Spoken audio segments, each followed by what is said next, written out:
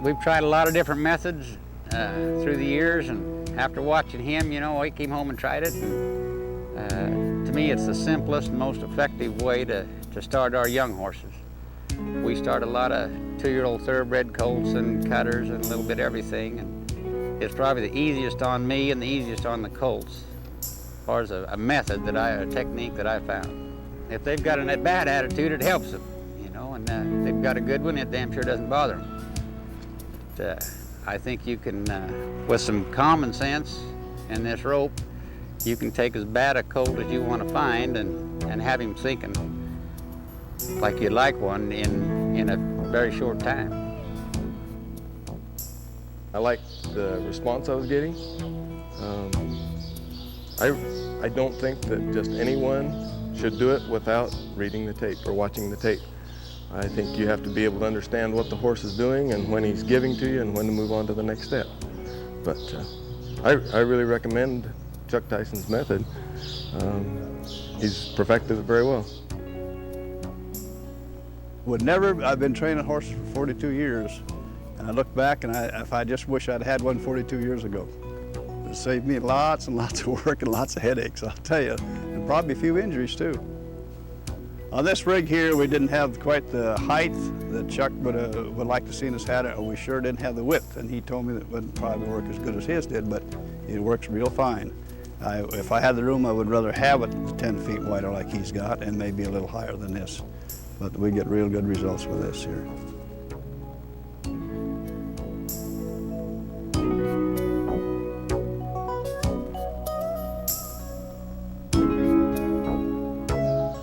Your objective is to get the horse to allow you within his bubble, his distance of fright. And so there's a lot of different methods of hobbling them, tying a foot up on them, anything to restrain them. This doesn't make the horse realize that he is restrained because he has a certain amount of freedom on it. When we first hook him up on here, he's able to move around out here, but as he does, see my arm go up, any place he gets away from dead center on this rope, it's going to go to lifting him, and it'll lift his head. So when we first hook him up on here, we're just going to let him stand kind of comfortable and get acquainted with this to find out that when he does go away from dead center, it's going to be lifting on him. So it won't take him too long to decide to stay here because it's the most comfortable place. But it still hasn't really taught him to come here and stay put like we want him to when we go to psych him out and work with him to saddle him and get on him. So when we put the halter on him, we want to take the halter up so that it fits him pretty snug. I'm going to take this up a little more, Tone. Well, that hole's tore out, isn't it? So that's as close as that'll go. The reason I want to get it up there snug is because this goes to lifting on him, and I don't want this strap getting up here into his eye. We'll just hook him on here, walk away and let him have at it himself. Now this other horse, we'll hook him up on that other rope over there. And we did the same thing. The halter is nice and snug on that horse, so to keep that strap from getting up in his eye. Old Paint here, he sees the sorrel colt moving around and he wants to go with him, but the rope won't let him.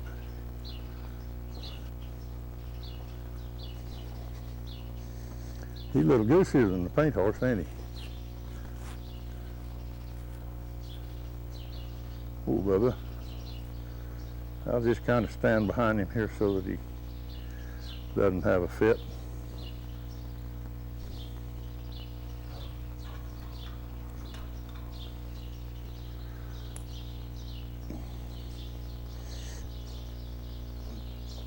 Now take up some of your slack there, Tone. Another wrap.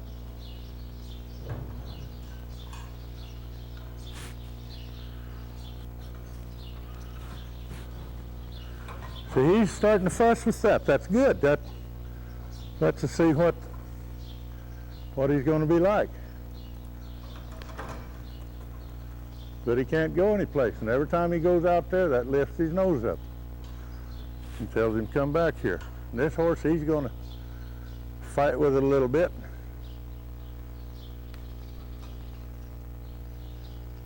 And one of the real benefits of this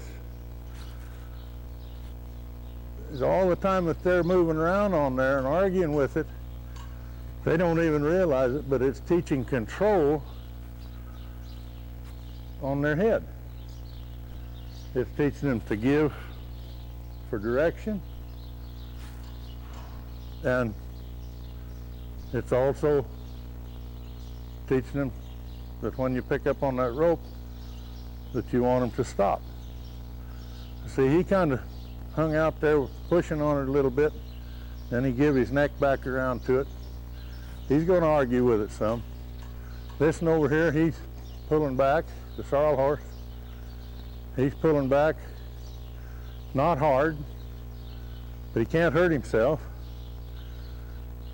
If he jumps ahead, he's not going to run into a fence or something that he's tied to hurt himself. And while they're going through all of their miseries, learning to accept and respond to that rope, we just leave them alone. We'll adjust the rope to raise or lower their nose, take the slack out, and do different things. And you'll see them, they get madder than hell. Paint horse, he's starting to kind of grind his teeth because he's dissatisfied with it.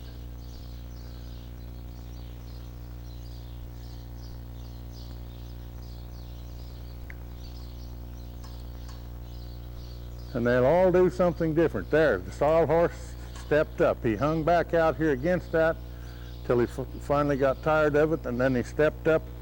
Just the second that he stepped up, the rope gave him the slack. If we had him tied on an inner tube, he'd have had to go on ahead a couple of steps to get the stretch out of that inner tube before he'd have got any slack. And you want to give them relief the instant that they give.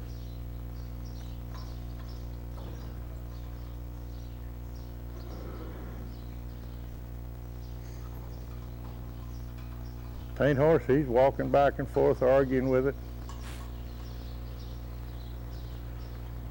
There's our local horseshoer just pulling in.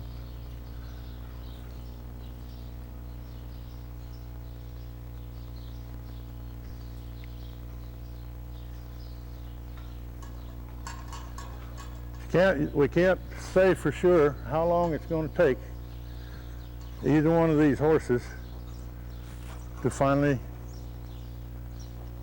give to our situation.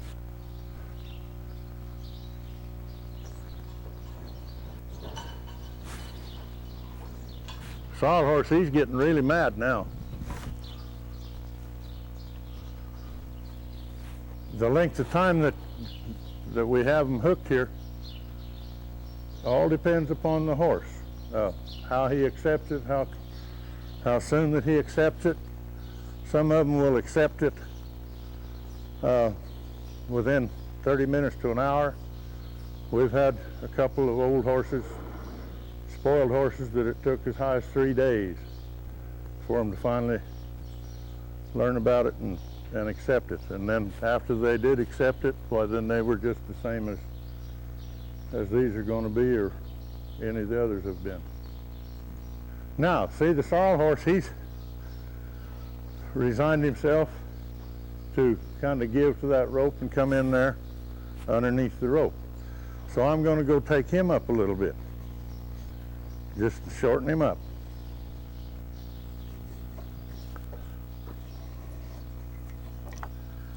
Yeah.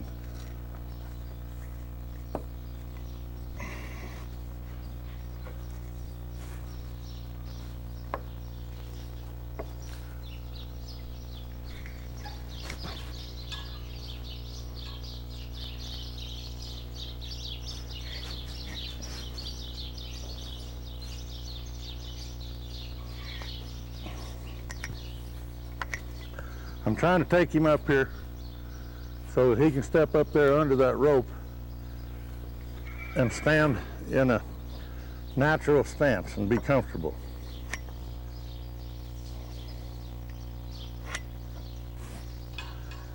But right now he's hanging back, so his head's elevated up.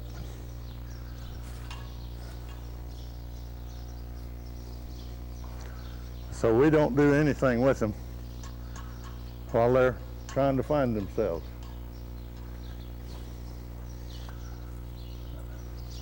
So right at this stage, we just do a lot of waiting and watching.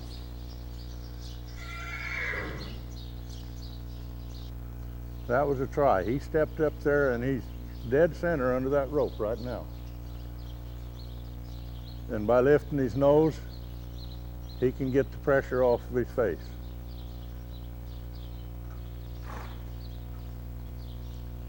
And one of the indications that they are ready is they'll do different things to get rid of that pressure on the bottom of that halter that's lifting on their nose. One of the things that they'll do, they'll stand there and kind of bob their nose up and down. They do it faster than he's doing it, but he's doing it, which is good. He's trying.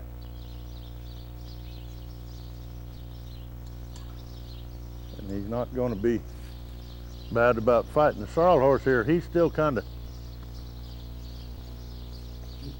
backed up there and sold up, but he give up on that and he's walked up here under the rope. And he can be perfectly comfortable yet. So I might just go take him up a little bit and then move my chair.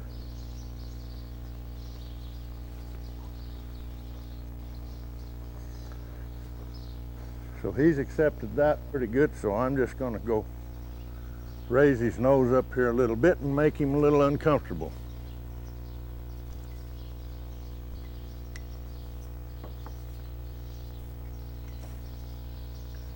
And while you're doing this, tying this rope off, you want to be sure and be aware of your fingers,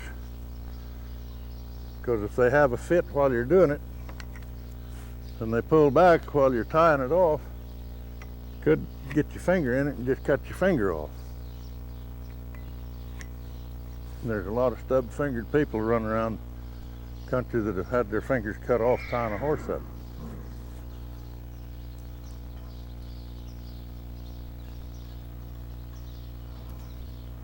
She still don't believe that's true, so she's going to argue with it a little bit, but she's trying to figure a way to elevate to get rid of that pressure on that halter.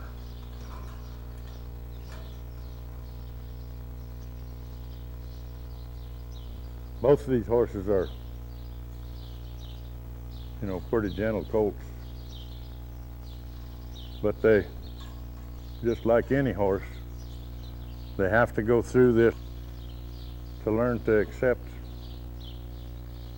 what we're going to be offering them for the rest of their life. And by the time we get through with them today, they will have learned more today than they will learn any other day the rest of their life. Because we will have completely altered their way of life.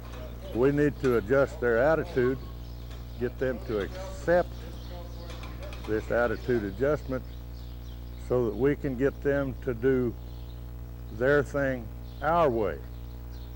The day that they're born, they learn how to stop and they learn how to turn around.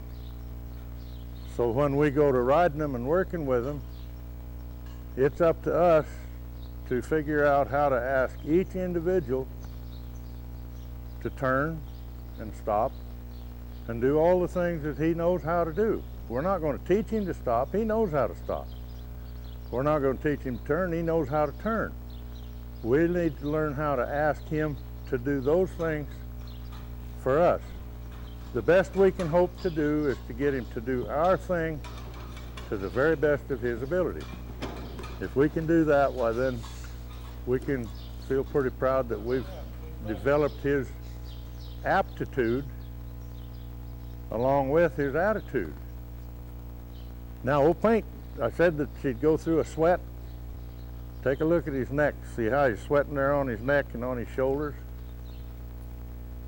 The sorrel horse, he hasn't gone into much of a sweat yet, but he will. Yeah, he's sweating a little. It's showing on his neck and here behind his forearm. When they quit sweating and begin to cool out, they have accepted this little bit of discomfort that they're in and learned how to adapt to that. And so their attitude has come around to accepting a controlled situation. And that's one of the nice things about this. You can predict what every horse is going to do. You can't predict when, but you can predict it will happen. See, I've got this Paint horse's head up pretty high, so I'm going to go let his nose down a little and let him be a little more comfortable, but I'm not going to release him to the point that he can be just completely comfortable. Sometimes we need to lower their nose down just a little bit so that they can find that they can get off of it easier. He's trying to get off of it, but he can't get his head up the way his neck's built to get off of it without really going up high. So I'm going to go give him just a little bit of slack and let him be just a little bit more comfortable, and he might be getting ready here pretty quick. So keep your fingers out from under these loops or whatever method that you have of tying them off.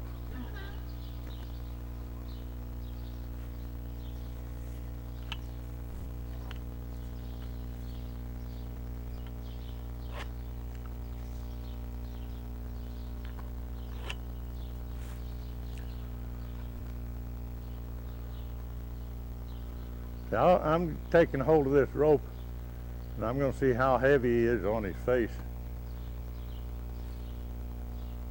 And he's giving his nose to me pretty easy, which is a good sign and a way that you can kind of check him to see if he's getting ready or not. He's not fighting it, and he's giving his nose to me pretty good. I could probably pull on it pretty heavy and have him just rear up to try to get some slack. Let's see if he does. Just experiment. I've taken him way beyond what we had him. There. See, he's looking for relief. I give him a little relief. He's out here off the center, and pretty quick he'll be right back under their dead center.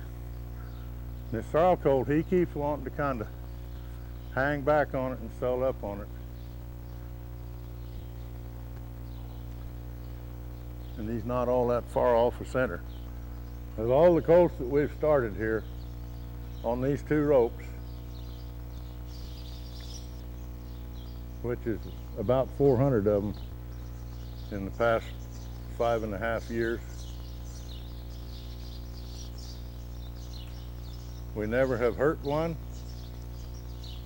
The worst that we've had is they've been skinned up under the jaws, some of them.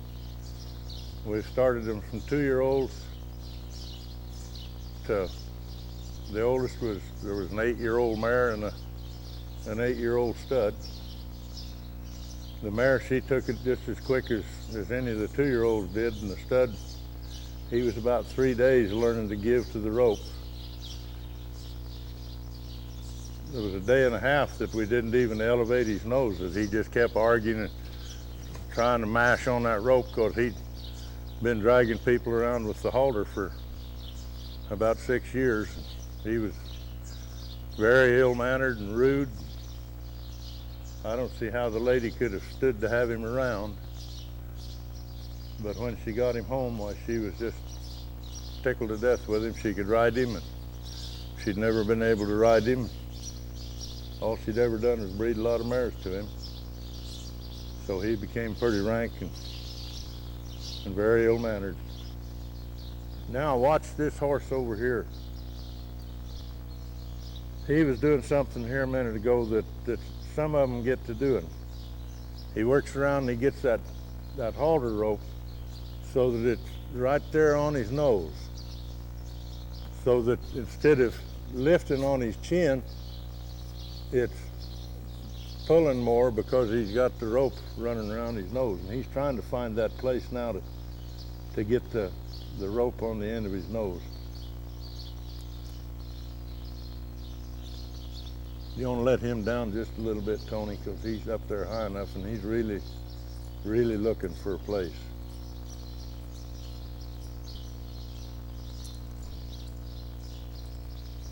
And he's not just trying to find out a way to monkey around and play with that rope because he's not in a playing mood.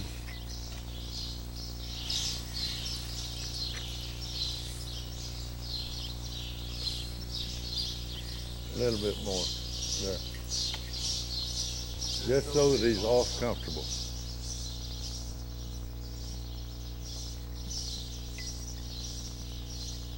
A little bit more. See how his nose is bobbing there?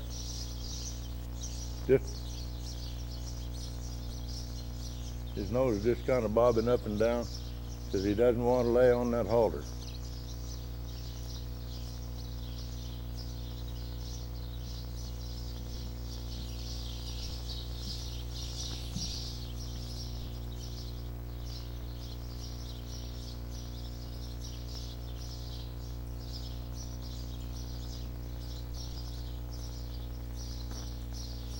See, with your camera there, you can see just a little bit of slack in under that rope, between that rope and his jaw.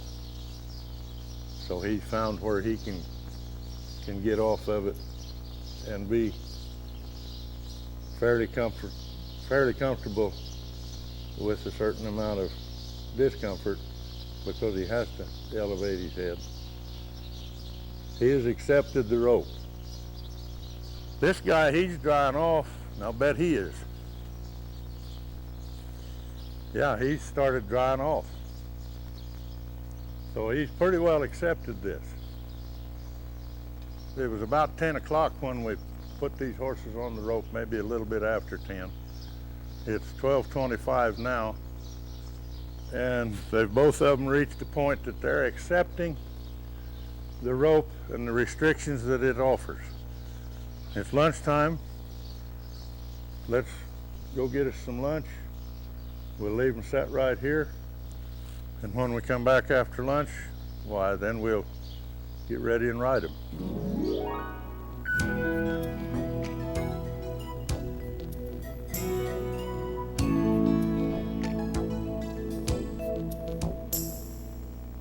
Now, they've been standing here while we gone to lunch. They're hooked up just as short as they were before we went to lunch. And both of them started cooling off because they had accepted it. And so they should be ready to go ahead and psych them out and get them rode. This is the tool that we use to psych one out. And effectively what it does, it makes my arm just that much longer. So it leaves me out away from the danger zone. Now when I start moving this, that horse is going to be afraid of it. Some horses are really afraid of it. They would be no more afraid of a grizzly bear if he approached them than they are of this. Now, I don't know if we'd ever get one to accept a grizzly bear, but we can get him to accept this. Now, I'm not going to try to scare him with it. I don't want to really intentionally scare him with it. I want him to accept it being on him, around him, over him, under him. So when I start to him, I'm just going to be moving it slow here, give him a chance to look at it and see how he's going to react to it. He doesn't act too scared of it, which is good. That might all change here in just a minute when he finds out that it's going to get closer to him. See, I'm getting more inside his bubble. We can see here, now I'm outside of his bubble. That area around him that he can't stand something being there. So I just start getting into his bubble here and moving it. Let him find out that it's not going to be a threat. We'll get some activity going here now that we haven't had.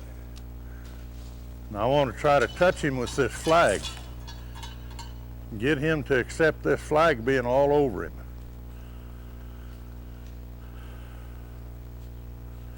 But I haven't got him fouled with his legs.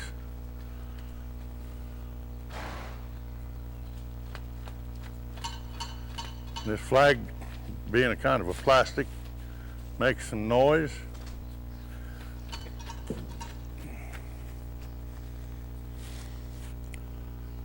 I'm going to try to get it up here around his head. Horses are afraid of strange things around their head. They don't like it. But the sooner I can get him to accept that around his head, the sooner he'll accept it every place else.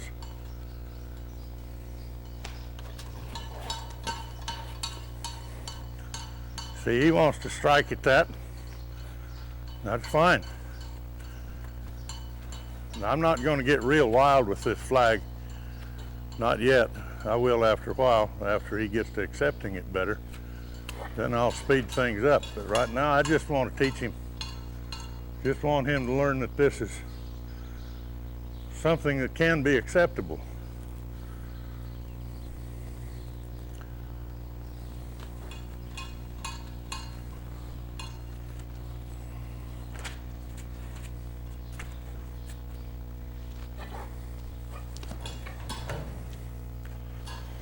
See, if you had him hobbled or a foot tied up on him to restrain him, he'd be down on the ground now fighting and trying to get up, getting all skinned up and getting mad. Pretty quick here, why he'll kind of give up to this and where it's not bothering him, and then he'll start getting back in under the rope. But he's going to get used to it one way or another here. There, he kind of relaxed off of it a little bit. It's not bothering him so much. It'll bother him up around his head here for a little while.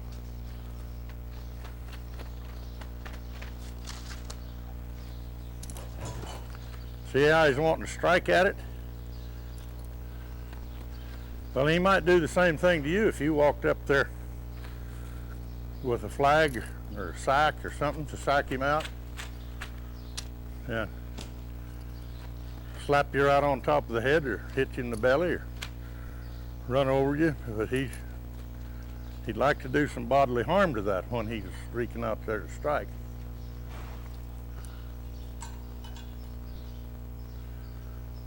But he's becoming a little more receptive to it.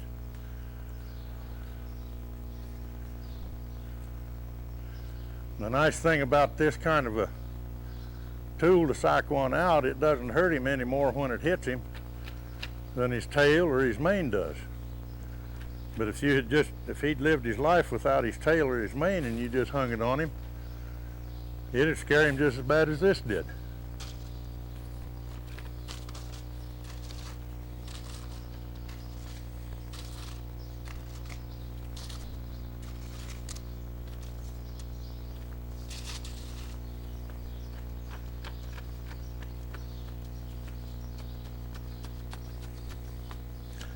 It really makes a nice tool to psych one out with. Get him to accept the things that you want to do with him. You can rub him with it like I'm doing now, in his flanks, under his belly. You can make contact without actually being right up there against him, exposing yourself to getting hurt. But he's learned a lot of acceptance just on that rope before we ever did this, before we ever started with this.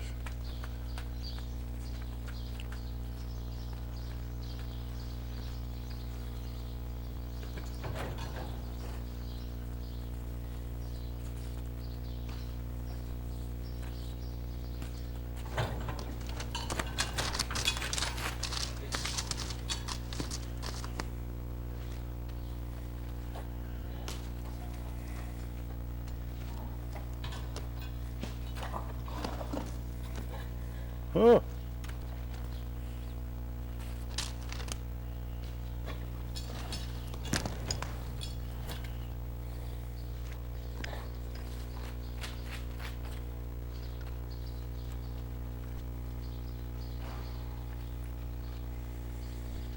See, now if he was hobbled, her foot was tied up on him, and the guy was psyching him out, well, he'd probably be just kind of sneaking around his head. But we don't want to do anything sneaky. Everything we do, we want to be deliberate and firm with it. Make every move deliberate.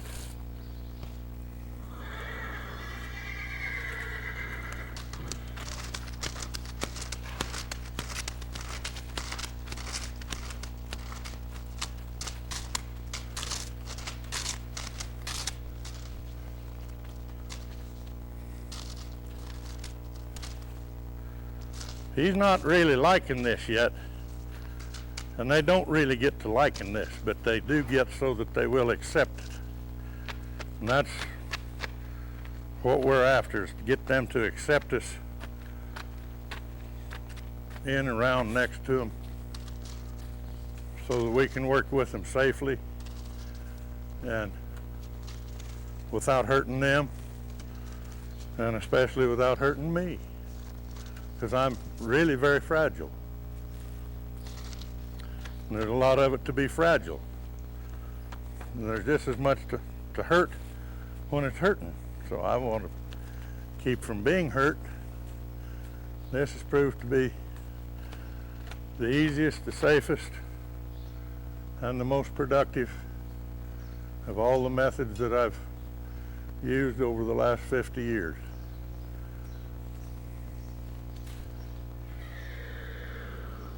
And we've been working with these horses since I was 12 years old. Yeah. Gone through a lot of different ways, and this is by far the most satisfactory of all of the ways and methods that I've gone through.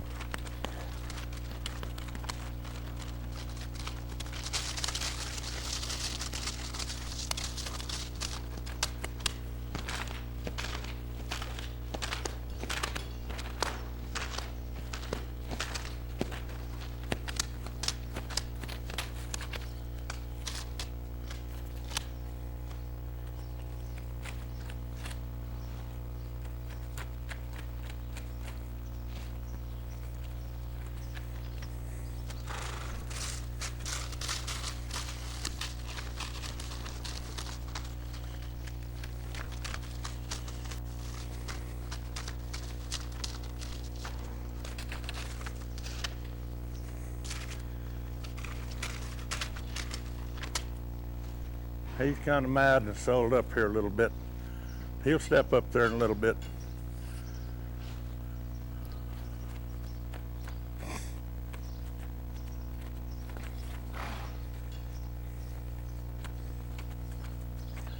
Now, every once in a while you'll run into a horse that you just reach about so far a point with this flag, but it still just irritates the heck out of him. And so after I flag on them, psych on them about so long, if they're still just trying to get away from it because they're spooky and goosing from it, well, I just quit flagging on them with this, and we go on to the next stage. You don't want to walk up to one, put your hand on him while he's laying back there kind of pulling back and sulling, because when they release themselves, a lot of times they just explode when they release. I'd like to see more slack in the rope, but he's not just really pulling on it. So I'm going to put my hand on him here, kind of soft, just rub him, and then I'll work my flag a little around him.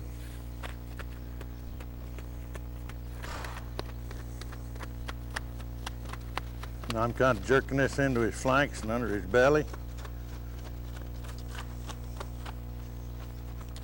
And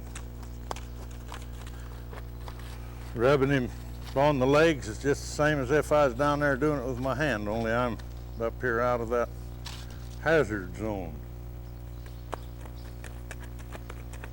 Yeah.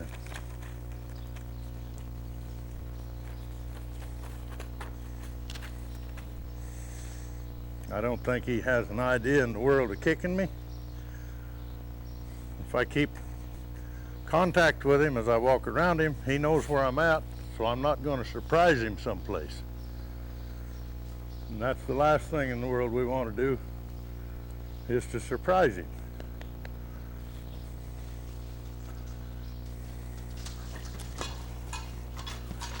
Oh my goodness.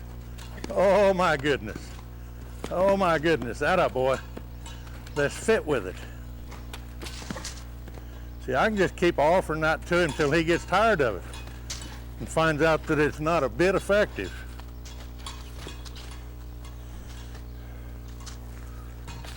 Oh, look at there. See how easy that laid him down? When they get down like that, just leave them alone. They got into it, let them find their way out of it. Again.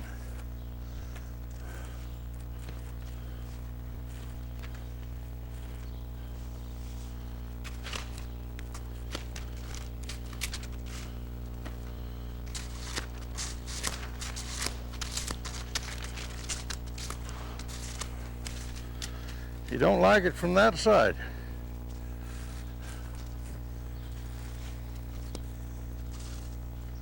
Where are they at?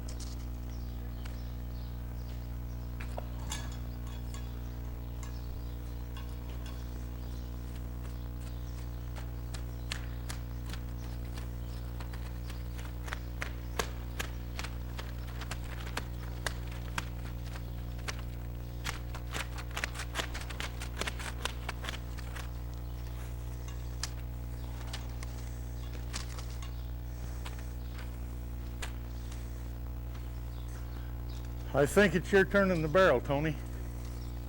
Tony's going to take the curry comb now. And as soon as the horse steps up there, why, he'll hook another rope on there, halter open, and go after him with the curry comb.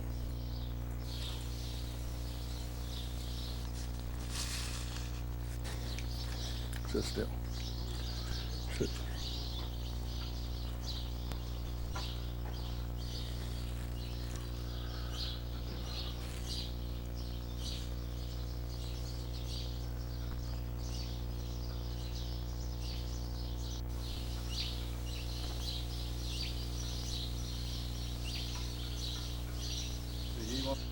There's no need of us just grinding it into him because while he's mad. So we'll give him a little different thought. And while Tony's currying him, he's going to be deliberate and firm with what he does. Not sneak around him. If he does something, he's just going to be deliberate about what he does. And because if you go to sneaking around him, the horse, he thinks, what's he sneaky about? What is there to be afraid of?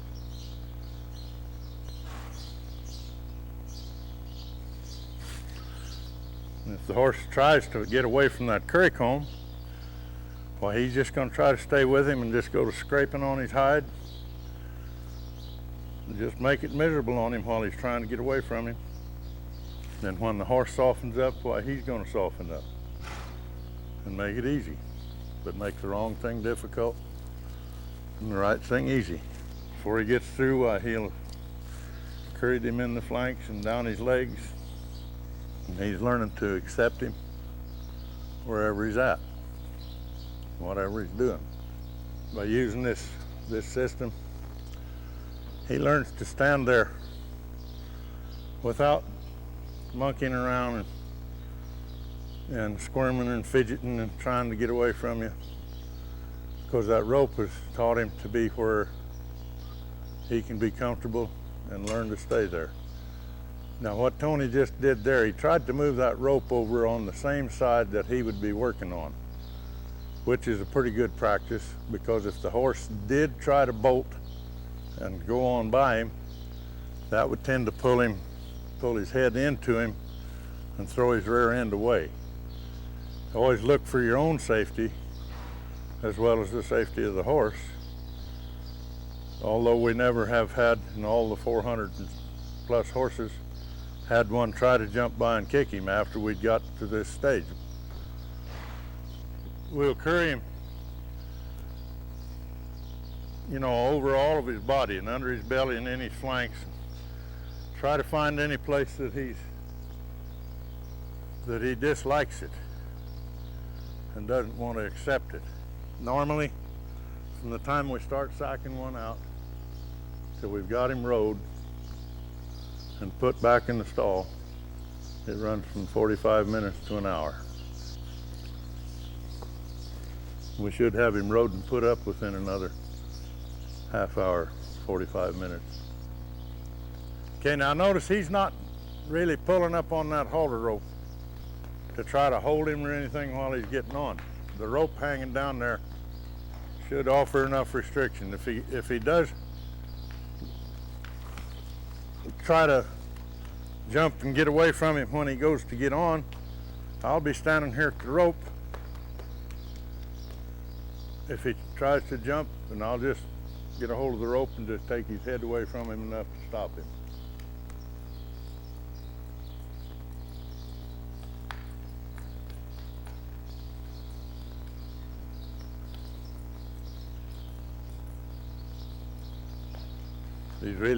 This horse is really giving his nose good. He should be pretty responsive.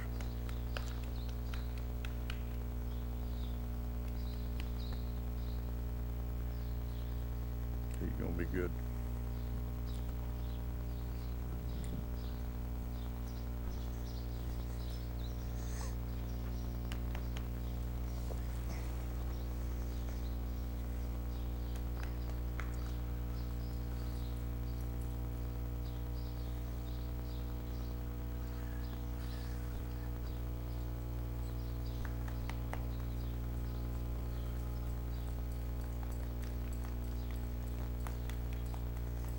You can't do too much of this. You can't spend too much time doing this. The main thing is you want to spend enough time doing it. Don't worry about spending too much time there. Don't get in a hurry. Never get in a hurry.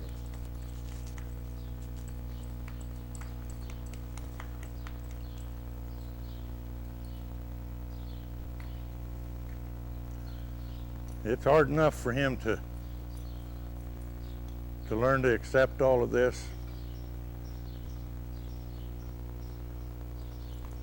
in such a short a time.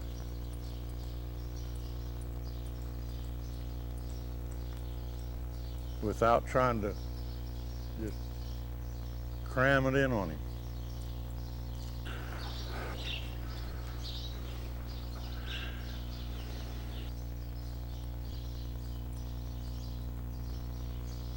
See, the rope is out long enough that he has complete slack in it there on his head. There's no tension on that halter at all from that overhead rope.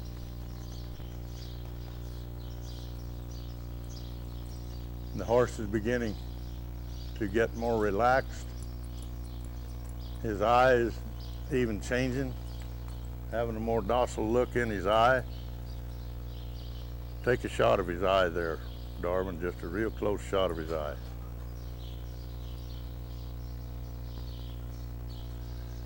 Now, one of the things that we're going to watch for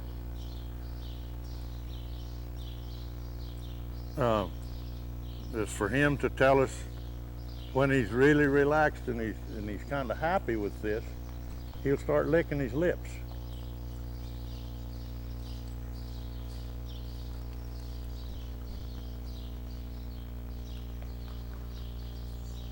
And it doesn't really matter if he does it or not, but that is a good sign, because all of them don't do it. But when one goes to kind of licking his lips, well, he's pretty satisfied with his lot.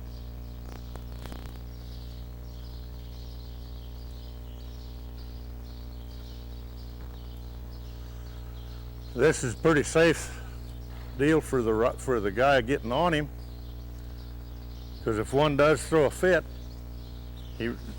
he goes around there, and when the rope pulls him around, it just kind of flings the rider out away from him. And we haven't had that happen but 3 or 4 times in all of the horses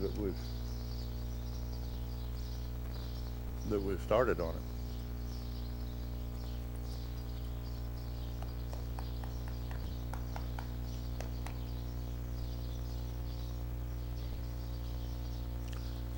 He's on his way to becoming a broke horse.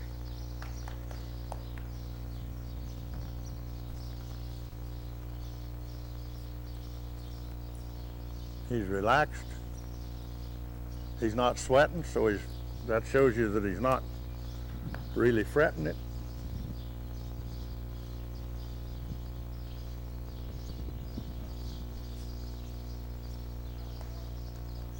Get off and just run around him a few times. Then grab your mane and swing on as you come around there.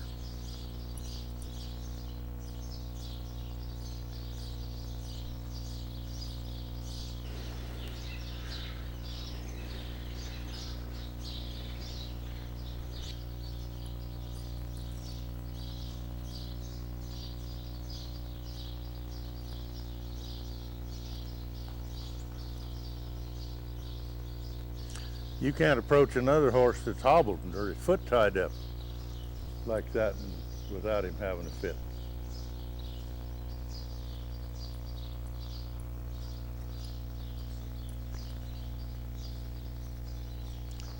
Now run. Run, run, run, run, run. Run, run, run, run. Go clear on around. Go on over. Go on over.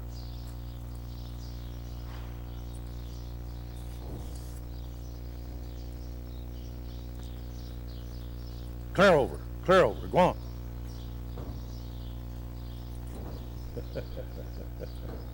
Ain't that neat? Okay, that's enough running around him.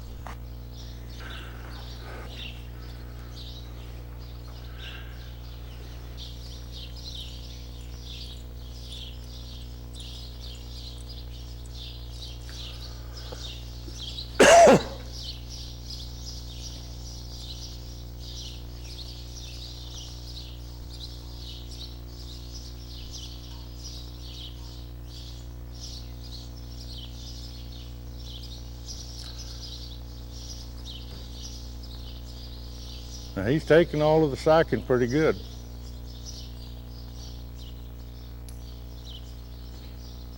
He just don't like my blue flag, I guess.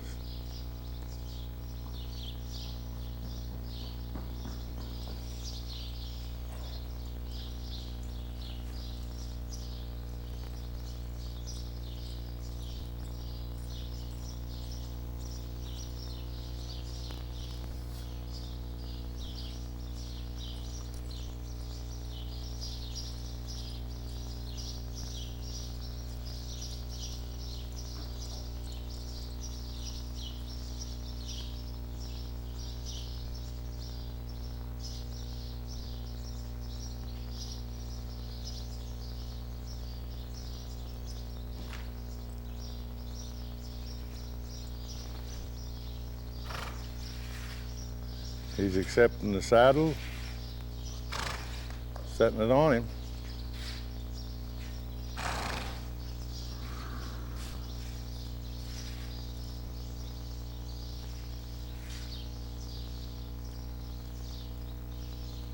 Now kind of be aware, Tony, when you pull that cinch up there against his belly.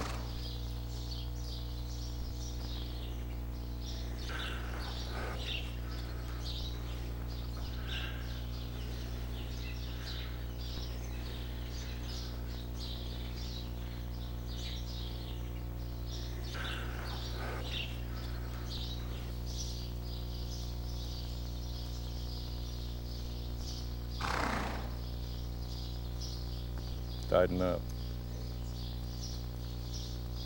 Tight enough if you can get it hooked.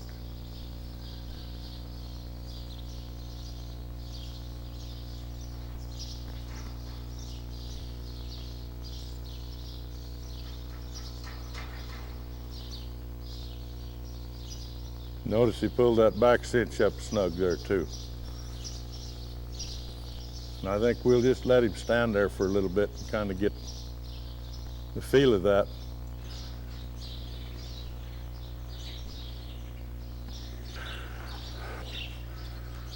Let's see, let's let him out a little bit longer on there. So he's got a little more room to kind of go around me.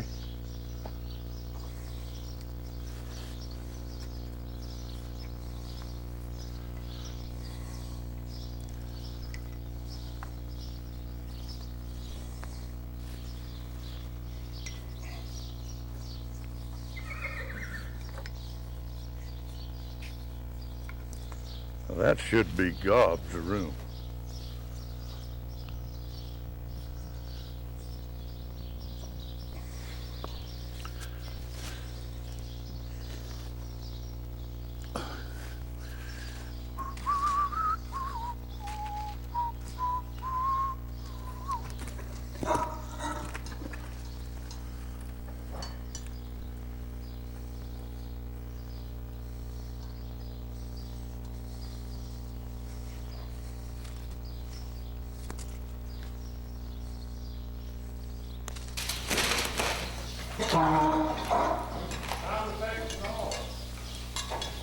It is putting my heart into it. Okay, now I'm going to just step over here and make him just move around here a little bit with it.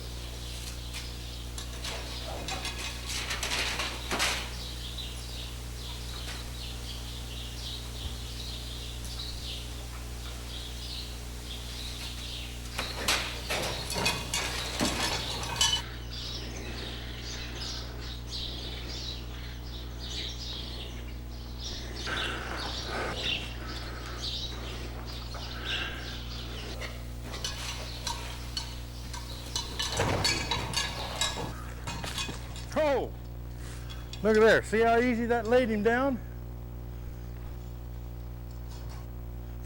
When they get down like that, just leave them alone. They got into it, let them find their way out of it. It'd be good now to just let him stand here for a little while because he's laid there and argued and sold like that.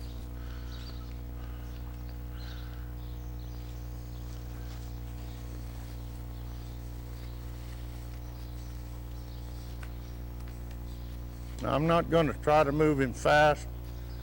I just want him to move around here and get some feel.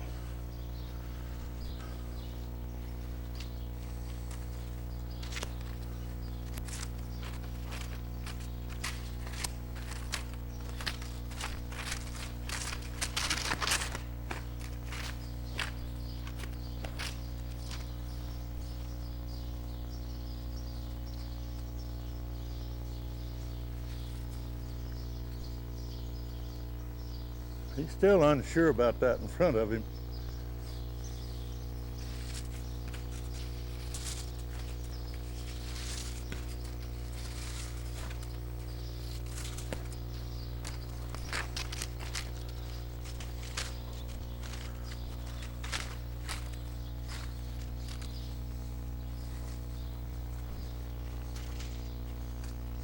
Now, I'm not going to try to get him to go the other direction. I'm going to wait till I get him going one direction good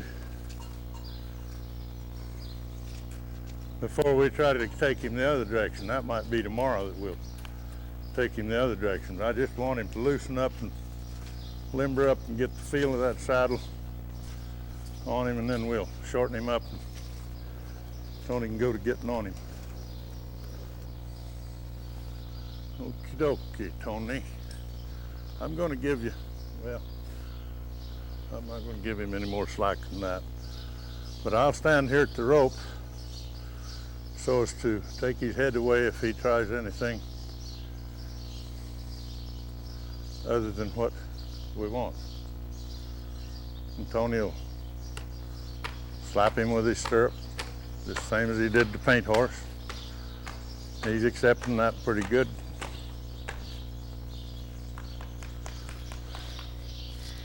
And when he goes to get on him, He'll stand in that one stirrup, just kind of stand on his side, bounce his weight up and down a little bit, give him a feel of that.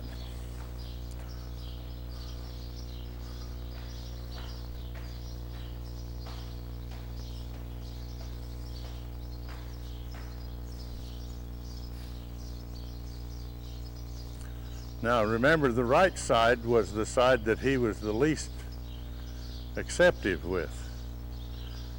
So Tony's going to start over there and get him to accept this over there first. And he's taking it pretty good. His ears are good. His tail's a little bit tight. But he's not in a big sweat now like he was even earlier today. So his attitude is starting to conform.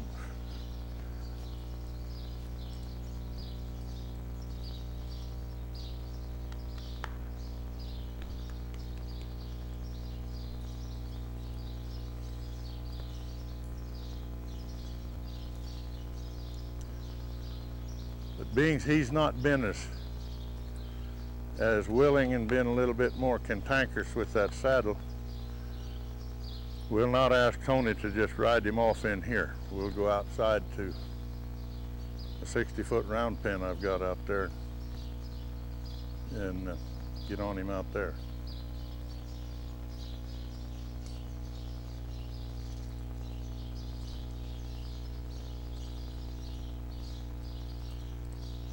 Now he's saying, Tony, that he's wanting to be really good. Just while you're sitting there, just reach up and lift on your rope and let's see what he does with his nose. Good, good. See, that's the reaction you want to get when you go to stop one. You want him to give that nose to you and be thinking about stopping.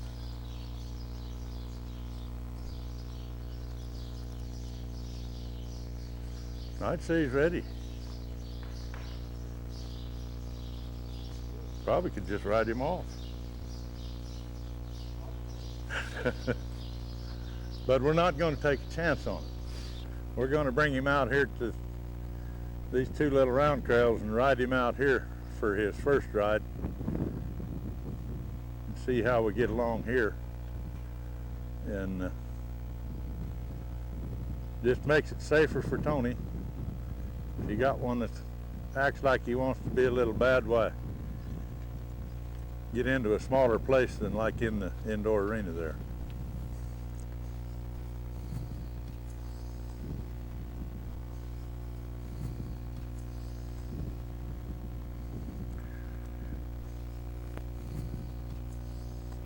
If he had been kind of bad in the barn there for him to get on, why, I might go in there and just hold on to the halter rope and just kind of lift on him while he gets on. If he acts like he's going to be bad to get on in there, why, I'll go in and just lift on that halter rope. But he accepted Tony really well, and so he should be pretty good for him to get onto. He looks pretty relaxed, and he is pretty relaxed. And he acts like he's going to move off pretty good. I'm going to go in there with my flag, just help him kind of move around there good, and then we'll let him out here into this bigger pen and ride him in here.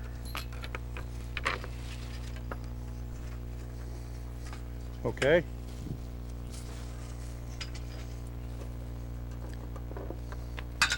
He acts pretty relaxed so far. There's just the feel of that girth on him that he was protesting. Now let's kind of move him out pretty good in here.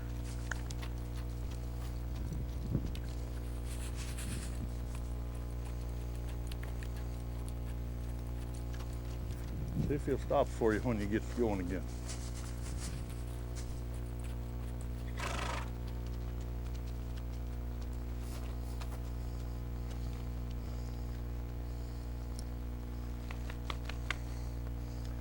Are you ready? Let's go.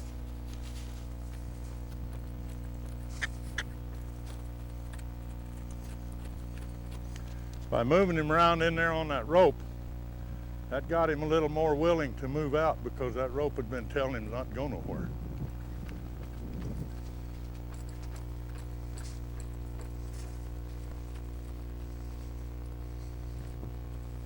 His ears are up, his tail's good. Let's go the other direction and I'll get the gate open. We'll let him out in there.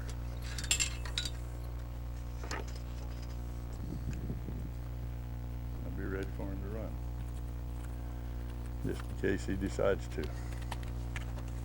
He's good.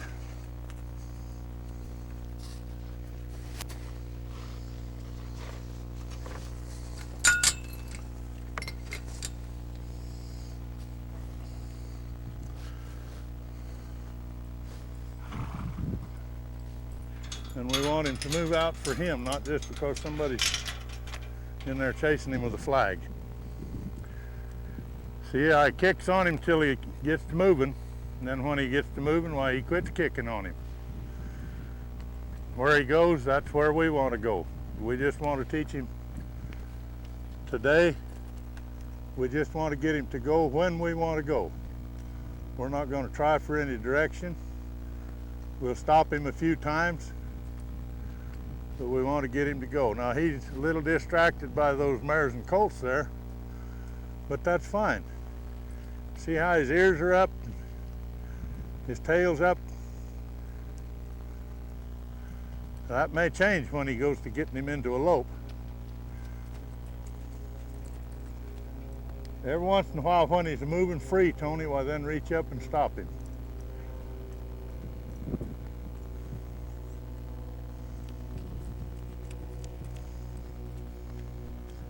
See?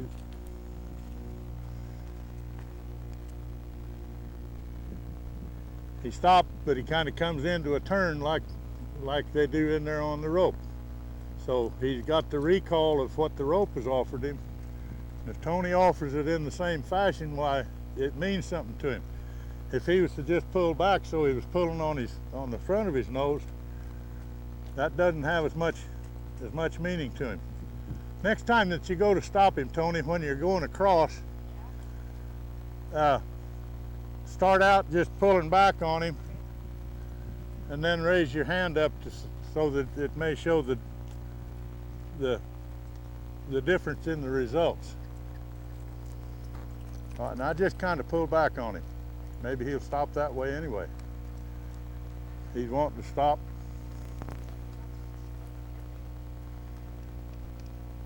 All right, now try him. Good enough. If he responds that way, that's great, because that's where you want to get to riding with your hands anyway. Okay, now use your rope and kind of spank him up. Be firm and deliberate. Move him out. Try to get him into a lope. Keep it up. Keep him going. Atta boy. Move him up. Spank him. Now sometimes they'll kick. When you spank them, they'll kick up at it. So don't just peck him with it. Spank him with it. Make him feel it. If you're asking him,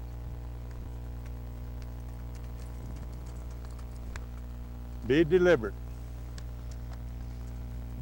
There we go. There we go. Now just sit down and stop. Sit down and stop. Pull back on his nose. See what he does. Now that's pretty neat that you can get one stopped like that. And notice when they do stop, they're not squirming and fidgeting around. They stand there. They've learned, along with acceptance, they've learned patience on that rope. Isn't it? It's just amazing at how well that this works.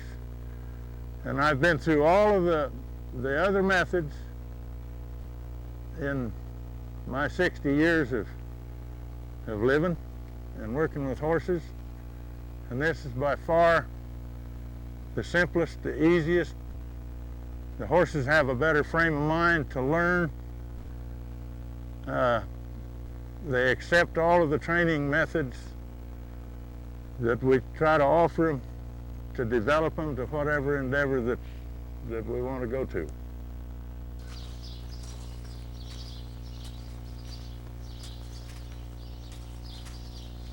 Okay, I'm taking the flag to this paint horse, and I don't want to try to scare him. I just want him to accept the flag around him, touching him. After he begins to accept it, then I'll speed it up a little faster and move it around him even faster. And he acts like that he's going to take it pretty good, as compared with the sorrel horse that hasn't taken it very good. And the paint horse, it's not going to take near the time to sack him out with the flag as compared to the sorrel horse. There again, it's attitude and acceptance levels, and each one is different.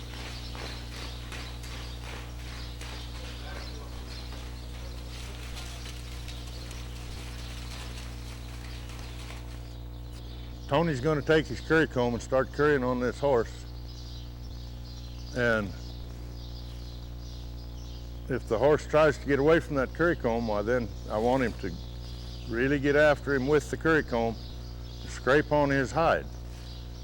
And see, he's starting to curry on him. The horse is switching his tail because it irritates him, and he's trying to get away from him. So Tony's a scraping on his hide there, and he should quit switching his tail. When he gets firm with him, he'll quit switching his tail, and he should accept it. And when he softens up with him, why, then Tony will soften up with the horse. But stay with him and be firm and deliberate until the horse accepts the currying. And chances are he's going to be the same way on the other side as he is on this side, because he tried to get away from him on this side.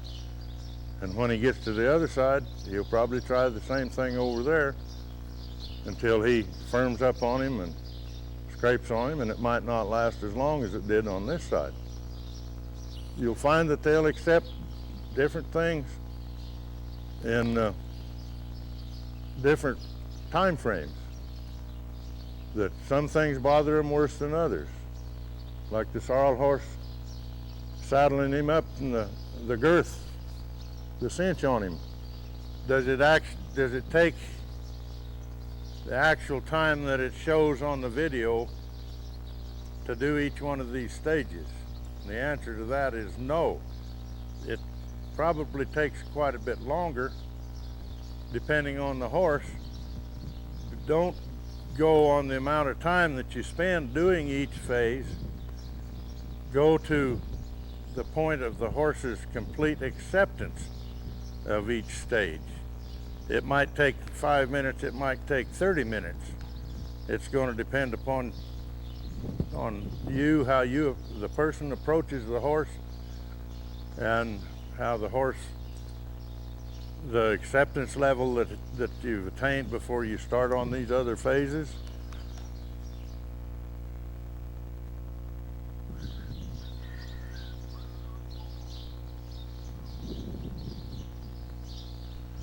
He's holding that blanket up and letting him kind of smell of it, see that it's no threat to him. Rub it on him a little, and it doesn't bother him at all after the flagging and the currying and the body sacking. He's pretty receptive to most anything that he's going to offer him now.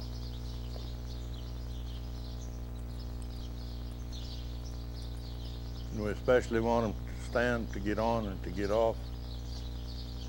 The older you get, the more you appreciate that.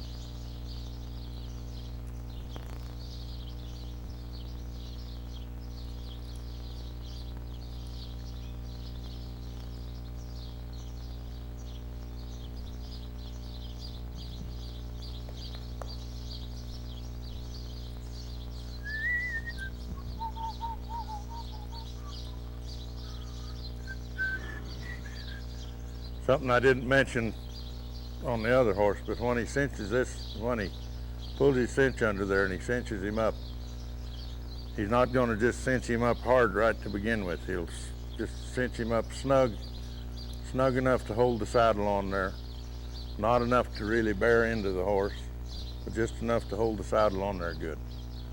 Then when he goes to getting on him, well, then he'll have to tighten his cinch up a little more so it doesn't turn on him when he gets on. Enough.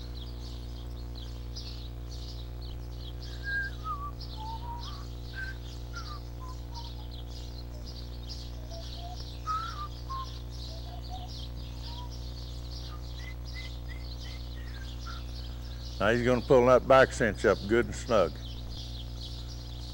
They just well learn about that right to begin with.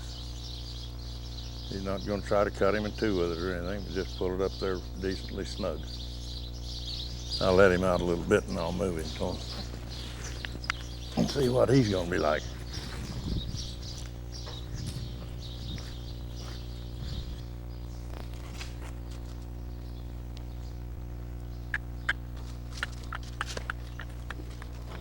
Let him out a little further, Tone. We'll just move him around here a little bit, get him unlimbered.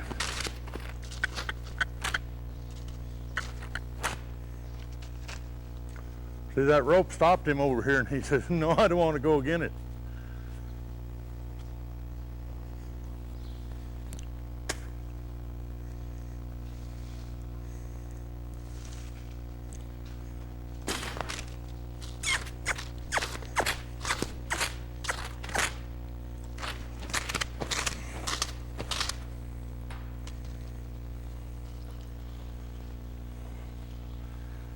Now there was a demonstration that I'd like to mention. He didn't want to move, so I started building this up till he moved, and then I left him alone. When he stopped, then I do it again. So when you ask one to go, you kick him light, and make each one harder till he finally moves off of it, and then you leave it alone.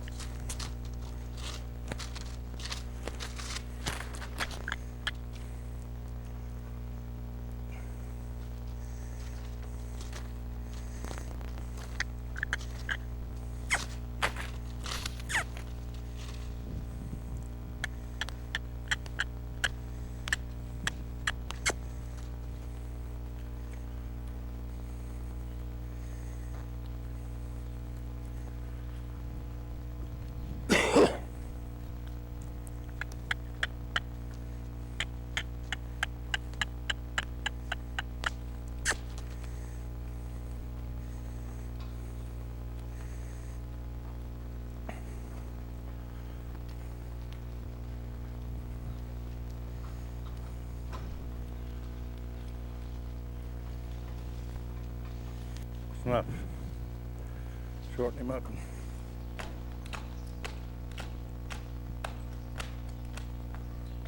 Just some more kind of a continuation of sacking him out with the saddle fenders. You do that a little bit on both sides. And then you go to getting off and on both sides.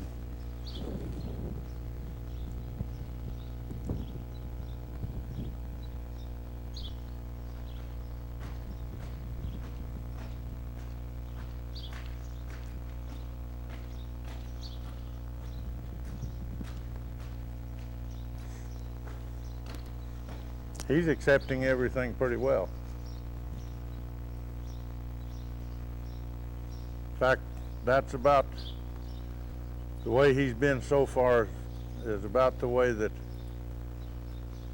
I'd say 75% of the colts that we start react to what we do.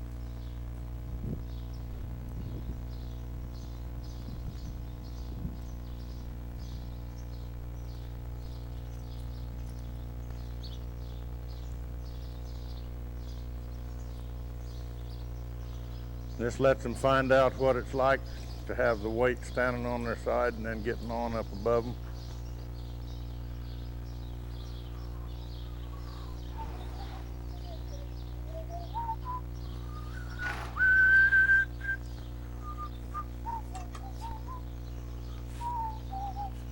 Wait till I get this rope hung up here.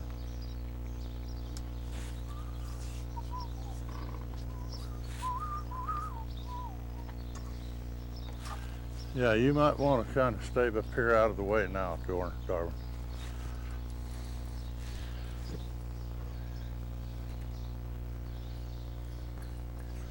I'll just kind of drive him off here, give him some slack. See if you can stop him. See how he's lifting with that rope? He's offering it to him the same way that this rope did. It's with a lot of lift. Then the horse will respond and stop for him. So that's the control I was talking about earlier that the horse gets, that he learns off of this rope. So that when you do ride him off, you've got some control. Now you can't ride along with that rein tight without taking that sensitivity off of him. So you got to give him some slack, but be ready to lift if you have to. And see, the horse is moving around. He's not moving like he's scared. He's just moving around kind of soft and easy. He's going to be good to move out. Now kind of bump him a little bit with your legs and see if you can get him to move out a little better. See, you kick until the horse moves, then you quit kicking. Leave him alone. Ask him again if you need to go a little better. Try to get him into a trot, and when you come up this way and you get here close, why lift up and stop him.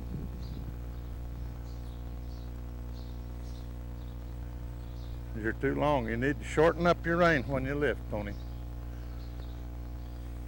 See, he didn't just come to a dead halt, and he got to a point where his head stopped and his body come on around him.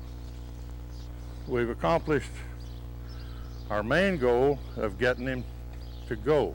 See how relaxed he is now? He's going along with his tail out. He's not switching his tail when Tony's asking him to move. He's gonna, I believe I'd stop him a time or two more, shorten way up and lift. Stop, Tone.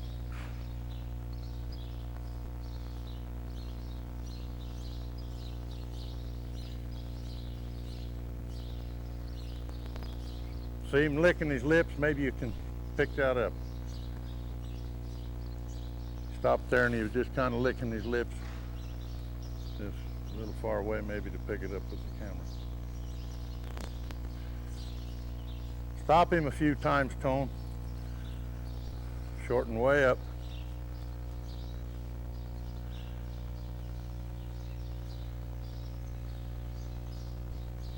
Yeah, he's got a lot of direction.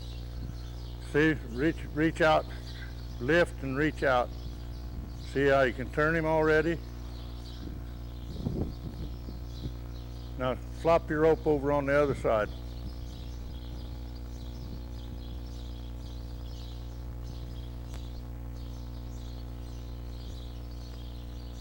Getting him broke on the left. Let's see if we got him broke on the right.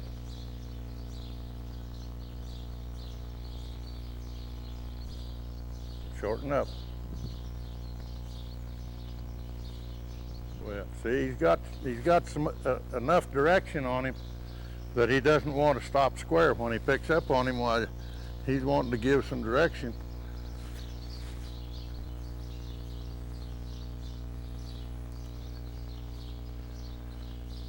Any other method, if you don't go through a preliminary of driving them or checking them up one way or the other,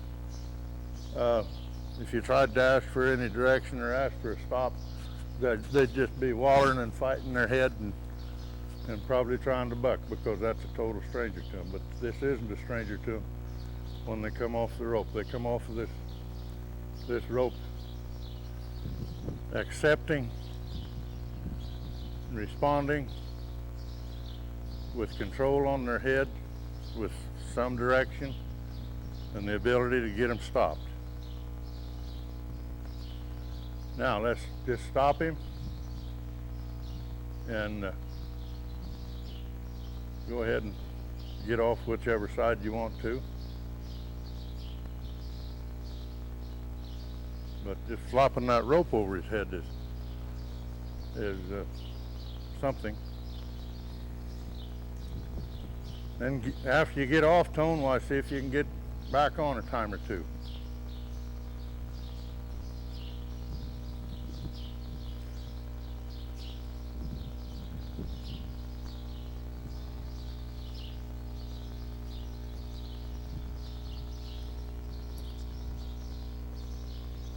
It is, isn't it?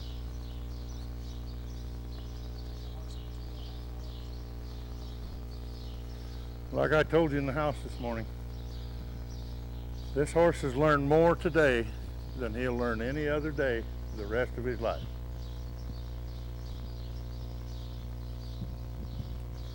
He's gone through an attitude change. He didn't have a bad attitude, but now he's got a receptive, accepting attitude. All right, yesterday, the last thing we did with this paint horse is hang this snaffle bit bridle on him to just let him live with it overnight and get used to it. And since we know that we're pretty sure that he's not going to pull back and fight the rope, we're just going to hook him on there, and he'll just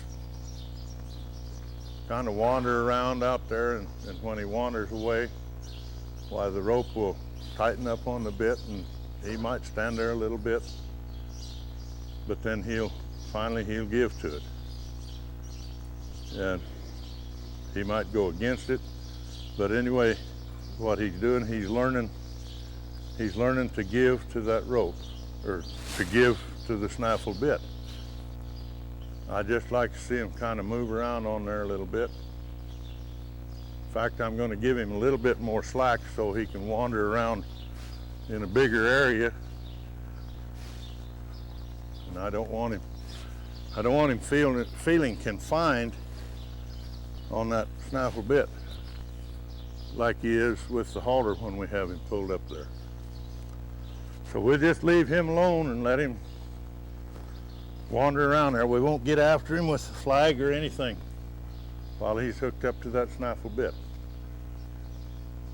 The distance that you need to be away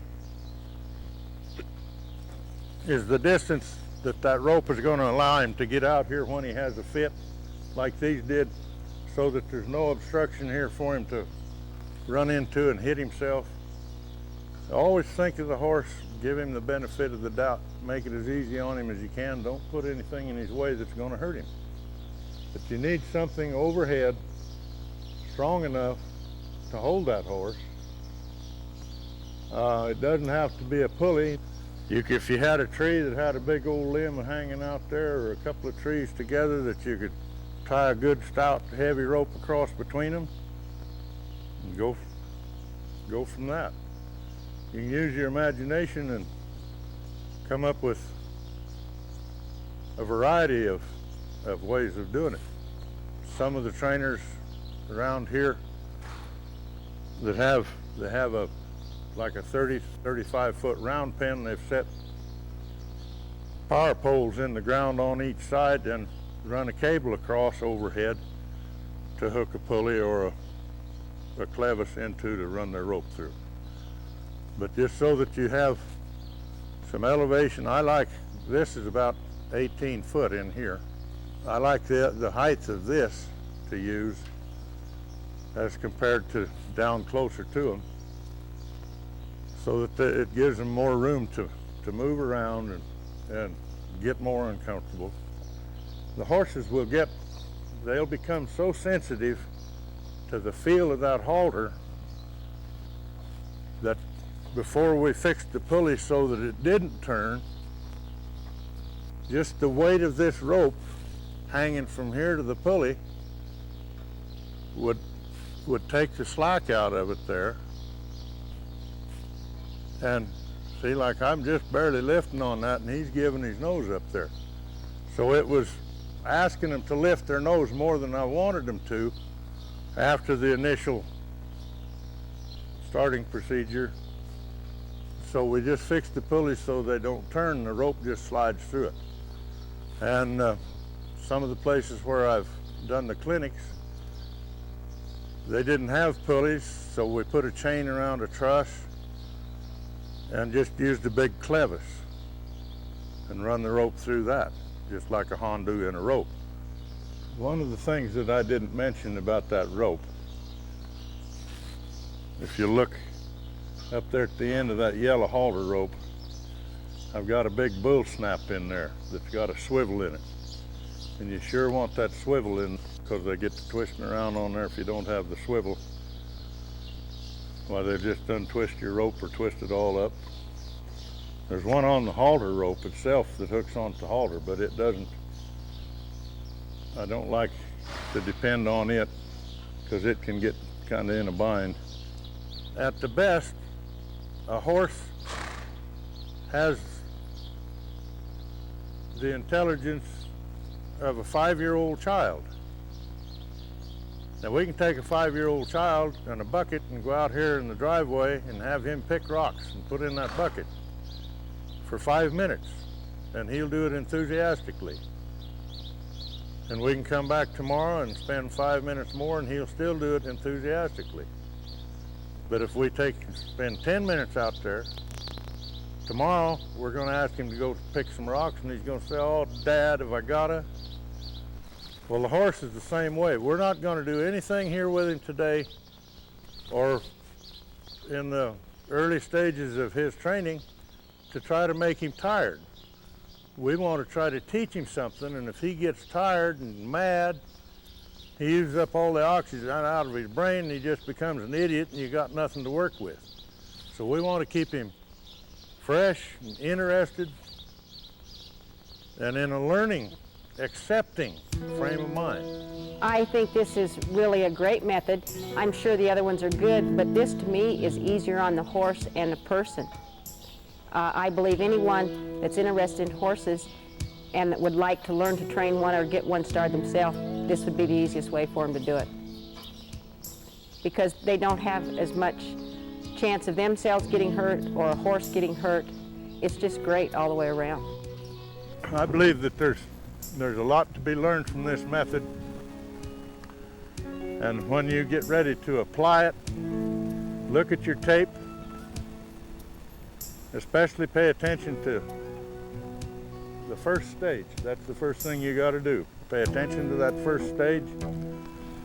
Start in trying to learn to read your horse. Don't get in a hurry. Be really patient. And then if any time that you have a doubt about it, review your tape.